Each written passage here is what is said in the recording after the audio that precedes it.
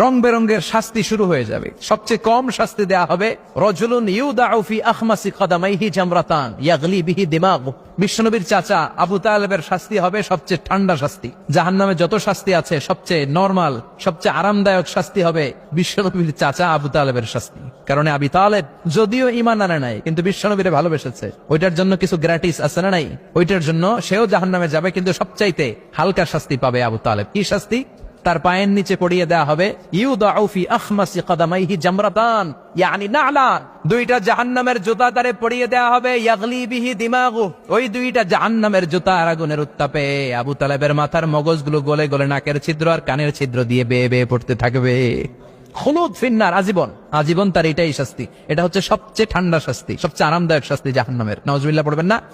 এরপর আল্লাহ বললেন ইসাব্বু মিন ফাওকি রুউসিহিমুল হামিম।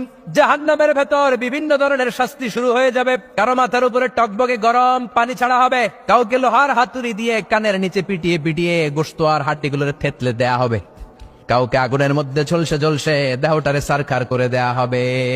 কুল্লামা নাদিজাত জুনুদুহুম বাদদালনাহুম জুনুদান গায়রাহা লিয়াযুকুল আযাব। আগুনে পুড়তে পুড়তে যতবার মানুষের চামড়াগুলো পুড়ে সারখার হয়ে যাবে, রব্বুল আলামিন আবার নতুন করে জাহান্নামীদের গায়ের চামড়াগুলো নতুন করে তৈরি করে দিবে। লিয়াযুকুল আযাব, যাতে করে বেশি করে জাহান্নামের কঠিন শাস্তি আর ভোগ করতে পারে। চামড়া পুড়ে সারখার, আবার নতুন মোটা চামড়া দেয়া হবে। আবার জ্বলে পুড়ে ঝলসে যাবে, আবার নতুন চামড়া দেয়া হবে। ভোগ করতে থাক। দুনিয়াতে ইসলামের বিরুদ্ধে অনেক ষড়যন্ত্র করেছিস, দুনিয়াতে ইসলামকে অনেক বাস দিয়েছিস, আজীবন কোরআনের বিরোধিতা করেছিস, আলেম ওলামাদের সাথে গাদ্দারি করেছিস।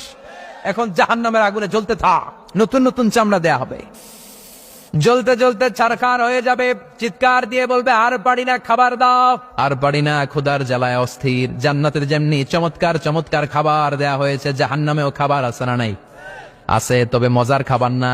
কোরআন সাক্ষী দেয় জাহান্নামীদের খাবার হলো দুইটা, একটা হলো দড়ি আর একটা হলো যাকুম। লাইসা লাহুম তুআমুন ইল্লা মিন দরি লা ইউসমিনু ওয়া লা ইউগনি মিন জু।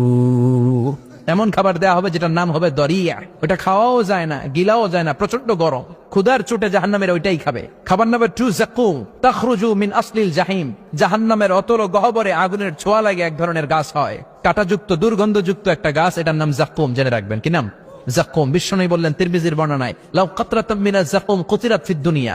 যাকুমের একটা টুকরা যদি আল্লাহ দুনিয়াতে ফেলে, লা আফসাদাত মা আইশাহুম, পুরো দুনিয়াটা দুর্গন্ধে সয়লাব হয়ে যায়। পুরো দুনিয়ার মানুষগুলো যাকুমের গন্ধে ওই জায়গায় শেষ, পুরো দুনিয়াটা নষ্ট হয়ে যাবে। ওই কাঁটাযুক্ত যাকুম তাদেরকে দেয়া হবে, ক্ষুধার চোটে যাকুমই খাইতে শুরু করবে। কাঁটাযুক্ত গরম দুর্গন্ধযুক্ত যাকুম গলার মাঝখানে কাঁটা বিঁধে যাবে। আহা, খেতেও পারবে না, গিলতেও পারবে না। এবার কয় পানি দাও। কি দাও? জান্নাতে জান্নাতীদের জন্য কয় ধরনের পানির ঝর্ণা ছিল? জাহান্নামীদের জন্য 4 ধরনের ঝর্ণা আছে। একটার নাম হলো হামিম, মানে ফুটন্ত গরম পানির ঝর্ণা। 2 নম্বরে হলো গসাক, মানে বমি। গসাক মানে কি? 3 নম্বরে হলো গিসলিন, দুর্গন্ধযুক্ত রক্ত আর পুজ। ফোড়া হয় না পায়ে? আপনাদের হয় না? না, বাইরাতে হয়নি ফোড়া। ফোড়ার ভেতর থেকে কি বের হয়? চাপলে কি বের হয়? এই দুর্গন্ধযুক্ত রক্ত আর পুজরে আরবিতে বলে গিসলিন। 4 নম্বরে হচ্ছে মুহুল, পোড়া তেল। খা। لا يذوقون فيها بردا ولا شرابا إلا حميما وغس। ফুটন্ত টকবগে গরম পানি ছাড়া কোনো পানি নাই, দুর্গন্ধযুক্ত বমি ছাড়া কোনো পানি নাই, দুর্গন্ধযুক্ত রক্ত আর পুজ ছাড়া কোনো পানি নাই, পোড়া তেল ছাড়া কোনো পানি। ওয়া ইস্তাগীথু ইউগাথু বিল মাই কাল মুহলি ইয়াশবিল ওয়ুজুহ বিইসাশ শারাবু ওয়া সাআত মুরতাফাকা। যাকুম ফল গলায় আটকে যাবে, গলা চেপে ধরে বলবে পানি দাও। সামনে বিশাল বড় বড় পাত্র দিয়ে গসাক, দুর্গন্ধযুক্ত রক্ত, পুজ আর বমি, পোড়া তেল দেয়া হবে। দাউ দাউ করে এগুলো থেকে আগুন জ্বলবে। তৃষ্ণার চোটে এগুলোই খেতে চাইবে।